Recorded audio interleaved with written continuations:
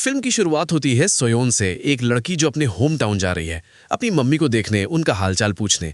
लेकिन यार उसके साथ एक्सीडेंट हो जाता है, उसका फोन गुम हो जाता है। घर पहुंचते ही उसका पहला काम क्या होता है? पुराना लैंडलाइन फोन उठाती है और अपने ही नंबर पर कॉल करती है। उधर से एक आवाज आती है, तुम्हारा फोन वापस करने के लिए मुझे रिवॉर्ड चाहिए। ये सुनते ही सोयोन फोन काट देती है और सोचती है छोड़ो, नया फोन ले लूंगी। तभी उसे एक कॉल आता है यंगसुक नाम की लड़की का। वो बोलती है मॉम के बारे में तुम सही थी, वो सच में बहुत बुरी है। सोयोन कंफ्यूज हो जाती है, उसको रियलाइज होता है कि ये लड़की उसको सुन ही समझ रही है। अब सोयोन तो किसी सुन ही को जानती नहीं, तो वो बोलती है कि ये रॉन्ग नंबर है और फोन काट देती है। थोड़ी देर बाद वो हॉस्पिटल जाती है अपनी मम्मी से मिलने, जिन्हें ब्रेन ट्यूमर है। पर सोनोन वहां ज्यादा देर रुकती नहीं, क्योंकि उसको अपनी मम्मी बिल्कुल पसंद नहीं। वो उन्हें अपने पापा की मौत का जिम्मेदार मानती है। पापा 20 साल पहले 1999 में गुजर गए थे। घर आकर उसे फिर से यंगसुक का कॉल आता है, पर इस बार वो फोन काट देती है। जस्ट तभी उसे कुछ गिरने की आवाज आती है। वो चेक करती है और देखती है कि एक फैमिली पिक्चर गिर गई है। उसके पीछे छुपा हुआ है एक बेसमेंट का एक सीक्रेट डोर। नीचे सीढ़ियां उतरती है तो उसे एक बॉक्स मिलता है जिसमें कुछ मैजिक आइटम्स हैं और एक तस्वीर भी उसी यंगसुक की जिसने फोन किया था, जिसके पीछे 1999 लिखा हुआ है। इन चीजों के बारे में जानने के लिए वो एक फैमिली फ्रेंड के पास जाती है और यंगसुक के बारे में पूछती है। उसे पता चलता है कि यंगसुक की मौत 20 साल पहले हो चुकी थी। ये भी पता चलता है कि यंगसुक की मम्मी एक शामन थी जिन्होंने अपना घर सोयोन की फैमिली को बेचा था। घर आते हुए सोयोन को एक शॉप दिखती है जिसका नाम है सुनही। उसको समझ आता है कि यंगसुक तो उस शॉप को कॉल करने की कोशिश कर रही थी। घर पहुंचकर उसे फिर से यंगसुक का कॉल आता है। यंगसुक रो रही होती है और बोलती है कि उसकी मम्मी उसे जलाने वाली है। कॉल कट हो जाता है और हम देखते हैं कि यंगसुक की मम्मी सच में उसे पास्ट में जला रही हैं। शॉकिंगली प्रेजेंट में सोयोन के बेसमेंट से धुआं निकलता है। ये देखकर सोयोन को शॉक लगता है और वो रियलाइज करती है कि किसी तरह वो पुराना फोन 1999 और 2019 को जोड़ रहा है। यंगसुक 1999 में उसी घर में है और सोयोन 2019 में। अगले दिन जब यंगसुक फिर से कॉल करती है, सोयोन उसे ये सब एक्सप्लेन करने की कोशिश करती है। वो बोलती है मुझे तुम्हारी डायरी और तस्वीर मेरे घर में मिली है। ये अजीब है और शायद तुम विश्वास ना करो, लेकिन हम दोनों एक ही घर में हैं, अलग अलग समय में। तुम 1999 में हो और मैं 2019 में। हमारा समय कनेक्टेड है। क्योंकि यंगसुक को कुछ समझ नहीं आता, वो फोन काटने की कोशिश करती है और बोलती है कि रॉन्ग नंबर है। सोयोन उसे रोकती है और बोलती है आज अक्टूबर 18 है। अक्टूबर 18 1999 को एक बड़ा प्लेन क्रैश हुआ था। फिर वो फोन काट देती है। अब हम यंगसुक की दुनिया देखते हैं। उसकी मम्मी उसे अजीब चीजें खाने के लिए फोर्स करती है। हमें पता चलता है कि यंगसुक को मेंटल इलनेस है, इसी वजह से उसने एक लंबे समय तक मेंटल हॉस्पिटल में गुजारा है। उसकी मम्मी उसे बोलती है बस वही करो जो मैं कहती हूँ, एक दिन इविल स्पिरिट्स चले जाएंगे और तुम बिल्कुल ठीक हो जाओगी। बाद में टीवी देखते हुए यंगसुक को उसी प्लेन क्रैश की न्यूज मिलती है जिसके बारे में सोयोन ने उसे वार्न किया था। वो शॉक हो जाती है और सोयोन पर विश्वास करने लगती है। क्योंकि अब वो उस पर विश्वास करती है, वो सोयोन को फिर से कॉल करती है। वो अपनी जिंदगी की कई डिटेल्स शेयर करते हैं। यंगसुक उसे बताती है कि उसकी मम्मी पागल है। वो उस पे मैजिक रिचुअल्स करती है। उसको लगता है कि यंगसुक की बीमारी इन रिचुअल से ठीक हो जाएगी। इस वजह से वो अपनी मम्मी से नफरत करती है। सोयोन भी एडमिट करती है कि वो अपनी मम्मी से नफरत करती है क्योंकि उनके पापा उनकी वजह से मरे थे। उनकी मम्मी ने गैस स्टोव ऑन छोड़ दिया था और घर में आग लग गई थी। इस एक्सीडेंट में उनके पापा की मौत हो गई थी। अगले दिन हम देखते हैं कि 1999 में सोयोन की फैमिली उस घर को विजिट करती है। यंग सोयोन को देखकर यंगसुक रियलाइज करती है कि ये वही लड़की है फ्यूचर से। वो जल्दी से सोयोन को फोन पर लगा देती है और सोयोन रो पड़ती है जब वो अपने पापा और अपने छोटे रूप को बात करते हुए सुनती है। ये उसके लिए एक बहुत ही खुशी का पल था। इसके बाद यंगसुक सोयोन को बताती है कि उसके पापा एक अच्छे आदमी हैं। वो बोलती है मैं उन्हें बचाने की कोशिश करूंगी। वो फायर एक्सीडेंट जिसमें सोयोन के पापा मरे थे 2 दिन बाद होने वाला था। एक्सीडेंट वाले दिन यंगसुक छिपकर सोयोन के पुराने घर जाती है। वो आग लगने से पहले गैस स्टोव बंद कर देती है। इस एक्शन से प्रेजेंट की रियलिटी पूरी तरह बदल जाती है क्योंकि पास्ट चेंज हो गया था। सोयोन की दुखी जिंदगी एक बहुत खुशहाल जिंदगी में बदल जाती है। उसके छोटे बाल लंबे हो जाते हैं।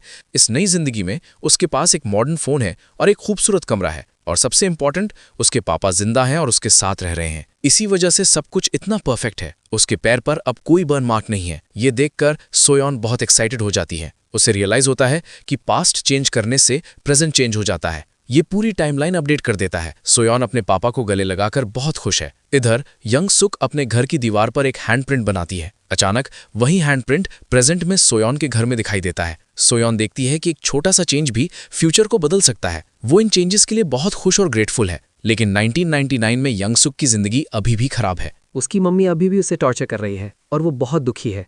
उसको और बुरा बनाने के लिए यंगसुक की मम्मी को पता चलता है कि यंगसुक किसी से फोन पर बात कर रही है। उसकी मम्मी सोयोन को बोलती है तुम जो कोई भी हो मेरी बेटी को अकेला छोड़ दो। फिर वो फ़ोन काट देती हैं और यंगसुक पर और अजीब रिचुअल्स करना शुरू कर देती हैं। इन मैजिक रिचुअल्स के दौरान उसकी मम्मी को फ्यूचर के डार्क विजन्स दिखते हैं। मम्मी की धमकियां सुनने के बाद सोयॉन इंटरनेट पर घर की हिस्ट्री सर्च करती है और यंग सुक की मम्मी के बारे में पता करती है।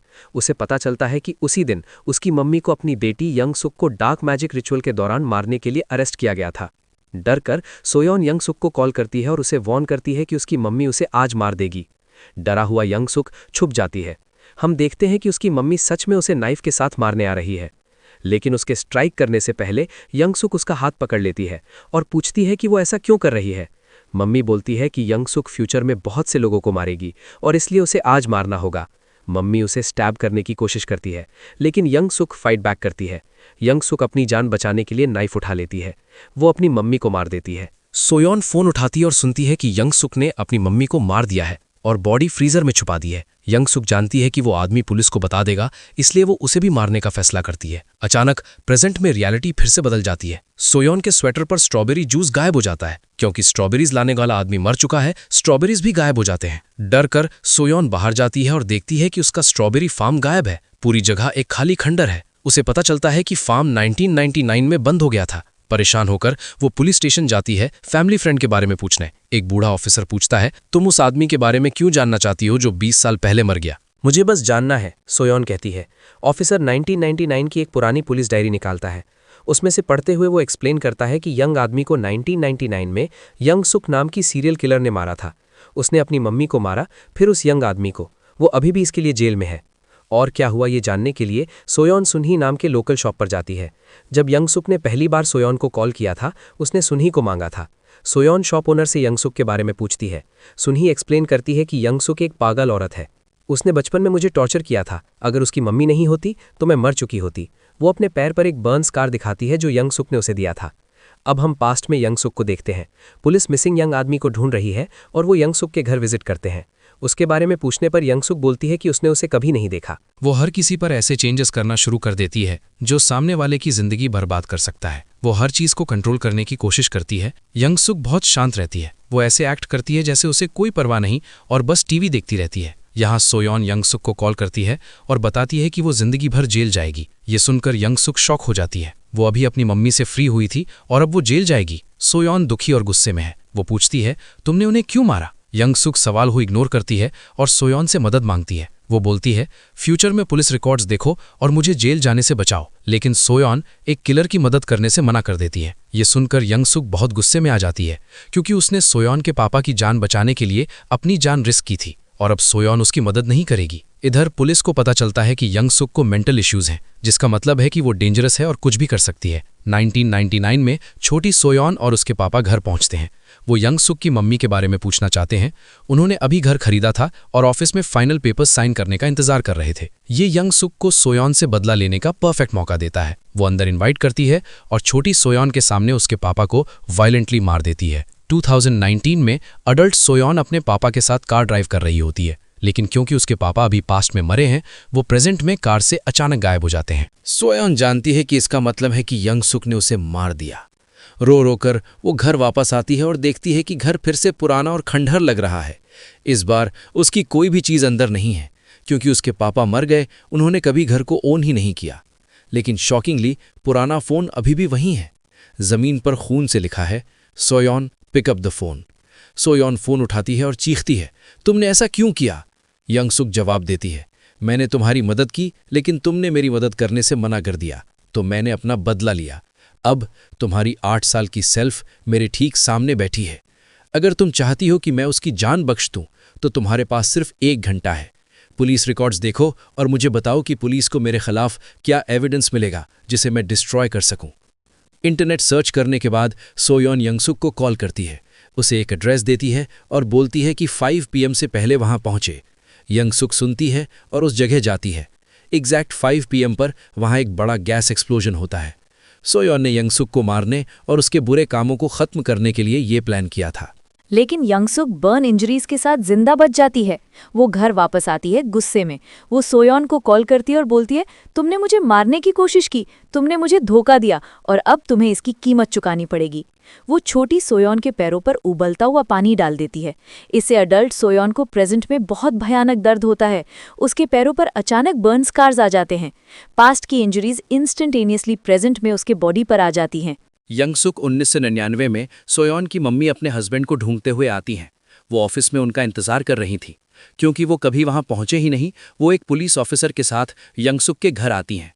यंगसुक उन्हें आते हुए देखती है। वो एडल्ट सोयोन को फ़ोन पर बताती है कि उसकी मम्मी बाहर है। वो बोलती है, अगर तुम नहीं चाहती कि वो मरे तो इस बार मुझे सही एविडेंस दो। डरकर सोयोन पुलिस स्टेशन भागती है और पुरानी पुलिस डायरी चुरा लेती है। उसे पता चलता है कि पुलिस को यंगसुक का खूनी नाइफ जंक यार्ड में मिला था। वो जल्दी से यंगसुक को ये बताती है। यंगसुक खून साफ करती है और नाइफ छुपा देती है। इस एक्शन से फ्यूचर फिर से बदल जाता है। जब सोयोन घर वापस आती है तो वो बिल्कुल अलग दिखता है। क्योंकि यंगसुक कभी पकड़ी नहीं गई थी, घर अभी भी यंगसुक का ही है। अंदर बहुत सारे बड़े रेफ्रिजरेटर्स हैं। इसका मतलब है कि यंगसुक ने बहुत से लोगों को मारा है और उनकी बॉडीज को फ्रोजन रखा है। 1999 में सोयोन की मम्मी पुलिस ऑफिसर के साथ घर में एंटर करती हैं। वो यंगसुक से पूछती हैं कि उसकी फैमिली कहाँ है। यंगसुक शांति से जवाब देती है कि वो बहुत पहले चले गए। लेकिन सोयोन की मम्मी को अपनी बेटी का बैग दिखता है। ऑफिसर घर की तलाशी लेना शुरू करता है। यंगसुक पूरी तरह शांत रहती है और टीवी देखती रहती है। इधर उधर देखने के बाद भी ऑफिसर को सोयोन या उसके पापा नहीं मिलते। 2019 में हम देखते हैं कि ओल्डर यंगसुक अभी भी जिंदा है और सोयोन के साथ घर के अंदर है। 1999 में सोयोन की मम्मी पुराने फ़ोन से अपने हस्बैंड के सेल फोन पर कॉल करती है, लेकिन कॉल 2019 में एडल्ट सोयोन से कनेक्ट हो जाती है। सोयोन फ़ोन उठाती है और उन्हें वॉर्न करती है, मॉम वहाँ से बाहर निकल जाओ, वो लड़की आपको और ऑफिसर को मार देगी। उसकी मम्मी अजीब आवाज़ सुनकर कंफ्यूज हो जाती हैं, लेकिन अचानक यंगसुक एक फायर एक्सटिंग्विशर पकड़ती है और पुलिस ऑफिसर को मार देती है। सोयोन की मम्मी को रियलाइज होता है कि फोन पर दी गई वार्निंग सच थी। जल्दी से वो खुद को एक रूम में फोन के साथ लॉक कर लेती हैं ताकि सेफ रहें। प्रेजेंट में कोई अचानक अडल्ट सोयोन पर घर में अटैक करता है। ये यंगसुक का ओल्डर वर्जन है। सोयोन भागने में कामयाब हो जाती है। ओल्डर यंगसुक चिल्लाती है, मुझे नहीं पता तुम मुझसे इतनी नफरत क्यों करती हो। हम तो असल में एक जैसे हैं। तुम्हें पता है ना कि तुम्हारे पापा तुम्हारी अपनी गलती की वजह से मरे थे। तुमने स्टोव ऑन छोड़ दिया था, लेकिन तुमने पुलिस को अपनी मम्मी पर ब्लेम किया। यंगसुक को यह सीक्रेट तब पता चला जब उसने सोयोन के पापा को पहले बचाया था। ये सुनकर एडल्ट सोयोन भागती है और खुद को एक रूम में फोन के साथ लॉक कर लेती है। फोन पर उसकी मम्मी 1999 में मदद मांग रही होती है। सोयोन उन्हें बताती है, मॉम बाहर वाला फायर एक्सटिंग्विशर यूज करो उससे लड़ने के लिए। इससे पहले कि सोयोन की मम्मी कुछ कर पाए, यंगसुक छोटी सोयोन को बाहर लाती है और दरवाजे के बाहर उसे धमकाती है। अपनी बेटी की चीखें सुनकर मम्मी उसे बचाने के लिए दरवाजा खोलती है। जैसे ही वो बाहर कदम रखती हैं, यंगसुक उन पर नाइफ से अटैक करती है। छोटी सोयोन को बचाने के लिए फाइट बैक करते हुए मम्मी बुरी तरह जख्मी हो जाती हैं। उसी समय एडल्ट सोयोन के कपड़ों पर खून दिखाई देता है। 1999 में मम्मी और यंगसुक भयानक लड़ते हैं। अपनी छोटी बेटी को बचाने के लिए सोयोन की मम्मी यंगसुक को पकड़ती हैं और ऊंची सीढ़ियों से नीचे कूद जाती हैं। दोनों जमीन पर बुरी तरह गिरते हैं। ये फ्यूचर को फिर से बदल देता है। जिस घर में एडल्ट सोयोन है, वो अचानक फिर से एक खाली खंडहर बन जाता है। ओल्डर यंगसुक गायब हो जाती है। पैनिक में सोयोन हॉस्पिटल भागती है और अपनी मम्मी के बारे में पूछती है, लेकिन वो वहां नहीं है। सोयोन फिर ग्रेवयार्ड जाती है और अपने पापा की कब्र देखती है। उसे डर लगता है कि उसकी मम्मी गिरने से मर गई हो। अकेले चलते हुए वो रोती है, ये विश्वास करते हुए कि उसने अपने दोनों पेरेंट्स खो दिए हैं। लेकिन अचानक उसकी मम्मी उसका नाम पुकारती हैं और उसकी तरफ चलकर आती हैं। उसकी मम्मी जिंदा है और बहुत बूढ़ी लगती हैं। उनके गले और बॉडी पर बहुत सारे स्कार्स हैं। ये दिखाता है कि वो उस दिन यंगसुक के साथ गिरने के बाद बच गई थी। सोयोन बहुत खुश हो जाती है। वो अपनी मम्मी को कसकर गले लगाती है और वो दोनों घर की तरफ चल देते हैं। लेकिन जैसे ही वो चलते हैं, उसकी मम्मी अचानक हवा में गायब हो जाती हैं। इसका मतलब है कि पास्ट में कुछ फिर से बदल गया। पता चलता है कि यंगसुक गिरने से नहीं मरी थी, वो जाग गई और मम्मी को मार दिया। ये फ्यूचर को फिर से बदल देता है। जिस घर में एडल्ट सोयोन है, वो अचानक फिर से एक खाली खंडहर बन जाता है। ओल्डर यंगसुक गायब हो जाती है। इसका मतलब है कि पास्ट में कुछ फिर से बदल गया। पता चलता है कि यंगसुक गिरने से नहीं मरी थी, वो जाग गई और मम्मी को मार दिया। इस वजह से उसकी मम्मी फ्यूचर से गायब हो जाती हैं। फाइनल सीन में हम देखते हैं एडल्ट सोयोन को एक अंधेरे बेसमेंट में चेयर से बंधा हुआ है। इसका मतलब है कि ओल्डर यंगसुक अभी भी जिंदा है और उसने उसे वहां ट्रैप कर लिया है। ये फिल्म इस स्कैरी और सस्पेंसफुल सीन के साथ खत्म होती है।